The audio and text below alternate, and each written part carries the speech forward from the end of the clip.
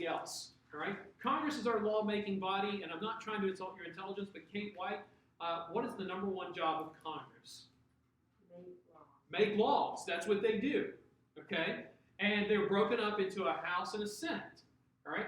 100 senators, 435 House people. Okay? They call them congressmen. I don't know why I just called them House people. All right? But they're like, hey, we parcel out our work. Because if you're 100 senators and you got potentially somewhere between 9,000 and 10,000 bills to consider every year, you simply don't have the time. So what they do is they divide up the House and the Senate into little groups that we call committees. Okay? And for the love of God, people, there's more than 3 committees in each branch. All right? It's just a diagram to give you an idea. Okay? The House and Senate, they parcel out the work into committees. For example, there's a committee on agriculture. And so anytime that we have bills that pertain to agriculture, that committee reviews them, and they're going to give recommendations about what they think the whole Congress or the whole House or the whole Senate should do. So, for example, if we look at the Senate, and let's pretend this first committee is the Committee on Agriculture. And let's say that there's a bill in the Agricultural Committee that says we want to give tax breaks to dairy farmers in Wisconsin. And so we ask the Agricultural Committee, what do you think? Should we vote this one up or down? And they give a recommendation, and usually you're going to find out that the whole Senate, the other senators, do they take their word for it? Yes, because they're the experts on that. You're on the Agricultural Committee, all right? Or let's say that you're on the Armed Services Committee, okay? And Sydney, over there, you're heading up the Armed Services Committee, and your committee gets a bill about reducing the size of the United States military. There's a bill that says we should reduce the size of the U.S. military by 15%. And you and your committee look at it and say, I don't think this is a very wise thing to do. I recommend that we vote the bill down. All right? The other people are generally going to take your word for it. The only time, and you're going to read this tonight, you got an article to read, but the only time you don't take the committee's word for it is if it's a really controversial issue.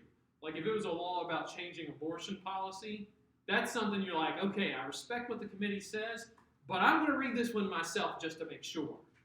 All right? Or if it's a tax bill, you're like, I should probably read that just to make sure. The controversial stuff, you're going to do that. But here's the thing. Nobody gets upset about giving a tax break to dairy farmers. Okay? Nobody gets upset about changing a Medicare policy to help out senior citizens. They do get really upset, though, for example, about COVID relief bills. All right?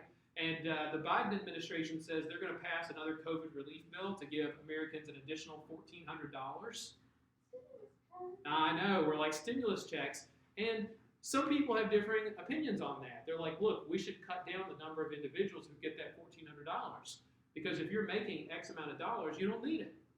All right? For example, and we don't do this already, but if you're making more than $1 million a year, you don't need the $1,400 stimulus check. All right? And the same way that people are like, look, maybe we should focus more money on giving to small businesses. Maybe we're not giving enough money to them. All right? And so committees are going to look at that, but you better believe every member of Congress is going to try to know their stuff on this stimulus bill. Fun fact, guess how big the stimulus bill is? About 1,500 pages. Okay? Because you have to come up with specifics about how this money is going to be doled out to people. And anybody know how much money they plan on giving out for this, to businesses and to people for this stimulus bill? $1.9 trillion. Okay? A lot of that money will go to education, though, to schools. A lot of that money will go to individuals and to small businesses. Right? And people think this is a necessity. Now, try to flash back for a second to the beginning of the year. We said, look, when it comes to government spending, there's 2 different ways of looking at it. You had the more conservative side, which is supply side, and then you had the Keynesian, which is the more liberal policy. Spending $1.9 trillion of government tax dollars, is that Keynesian or is that more supply side? Keynesian. Definitely the Keynesian model. Remember, they said, look, the government needs to spend in times of crisis to help stimulate the economy. Okay? Committees are all broken down into subcommittees. All right? They parcel out the work even further. And before somebody asks, and I guarantee somebody's probably going to think it, maybe not in this group, but other people are like, is there a subcommittee? No, that's dumb. All right? But committees get broken down into subcommittees. Let me show you a couple of things here in terms of these committees. If you go to the House or the Senate's website, you see specifically the committees that they have. This is the House of Representatives, and all you have to do is go to their committees on their menu page, and you see them. And they're about a wide variety of aspects about things we make laws for.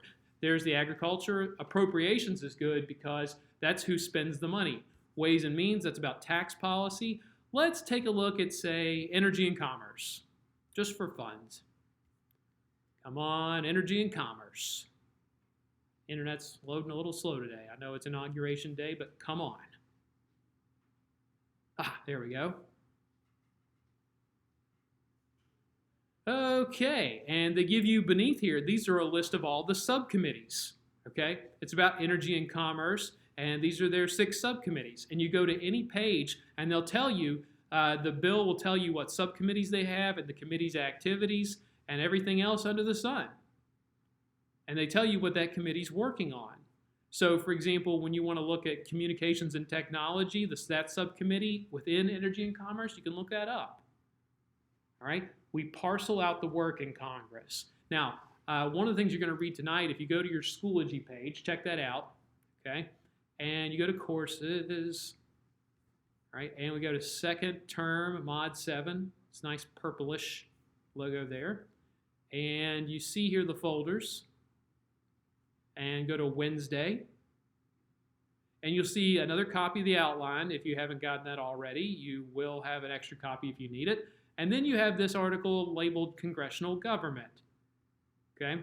And when you click on it, you'll notice a couple things. Number one, it's written by one Woodrow Wilson. Yes, that Woodrow Wilson, President of the United States. But before he was president, he was an academic. Woodrow Wilson, the only American president to actually have earned a doctorate degree. He had his PhD in political science. Very intelligent fellow. Did suffer from a slight case of racism, though. And by slight, I mean exaggerated. Okay? Now, this article runs about 4 or 5 pages, and it's pretty simple and straightforward, but here's the deal, guys. I'm going to go ahead and give you a heads up here. This article focuses on the importance of committees. Okay? Like I said, we will have a quiz mañana about this article, and it's pretty straightforward. Some people asked me, they were like, hey, do you mind if I print this out so I can have a copy? Hey, if you like to have a hard copy and you want to print it out, do so. But one of the reasons why I scan it this way is so that you can also make notations in PDFs on here if you download it, and you got places in the margin to do that. All right? Woodrow Wilson writes about the importance of committees in Congress and how significant they are to the lawmaking process. Any more questions about that? No? All right, so we got the structure down cold here, okay? And you're going to see that the House and the Senate committees are going to be important, and subcommittees are a thing. And let's move on and talk about the Constitution and how it sets up certain specific things for Congress. And we already mentioned, Kate White told us that the number one job of Congress is to make the laws. All right. Some other things that are relevant about the legislative branch is the fact that it's bicameral, meaning it has 2 houses. That is a term, bicameral or bicameralism is a term they love on the AP exam. It just means it has 2 houses or 2 bodies. Now, part of this we alluded to earlier in the year, and we'll see if you remember it, but part of it we haven't. Why did they make a lawmaking body that's bicameral? What do you mean to balance powers? Make sure one power doesn't overstep its boundaries. You need to be more specific. You're on the right track. Why would you divide up the power of the legislative body? So that one part of the body doesn't get to make all of the decisions and the other side doesn't get to have any say in what happens. You're pretty close. Let's start with this, okay? First of all, you got to know this, that for any law, anything to become a law in the United States, it has to pass through both the House and the Senate, right? And so both of them have to consider that. And what it does is these 2 houses, they act as a check against each other, okay? Because remember, the 3 branches, legislative, executive, judicial, legislative was always meant to be the most powerful. And they said, we're so worried about a powerful lawmaking body that we want to divide up that lawmaking body into 2 little houses. And they're not pink houses for you and me. If you don't get that John Cougar Mellencamp reference, it's okay. All right? So you want to divide up legislative power because remember, the legislative power was predominant according to James Madison. All right? So 1, we got to divide up legislative power. 2, think about what was happening at the Constitutional Convention. What was the big argument over the lawmaking body? Or are they having a difficult time deciding? Everybody wanted a lawmaking body, but not how much power. You're on the right track. You're getting closer. What states got more representatives? Who got representatives, and how are we going to decide that? Because what did large states want it based on? Population. What did smaller states want? Equal representation. They're like, every state is equal.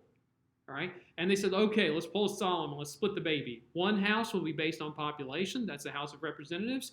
And the Senate will be equal population.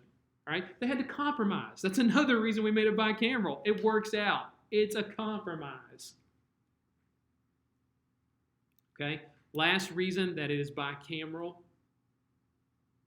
It slows down the lawmaking process. And that's a good thing. Why is it a good thing to slow down the lawmaking process?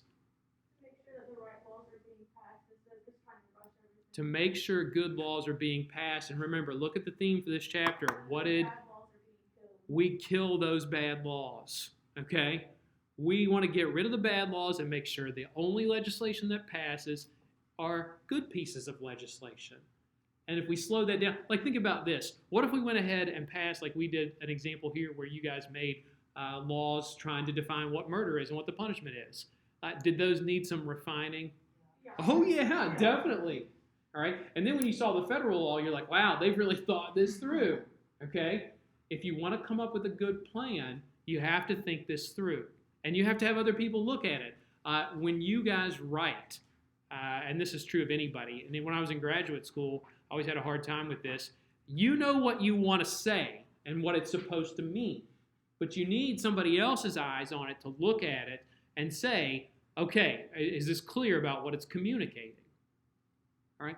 And also, too, imagine if your words were law.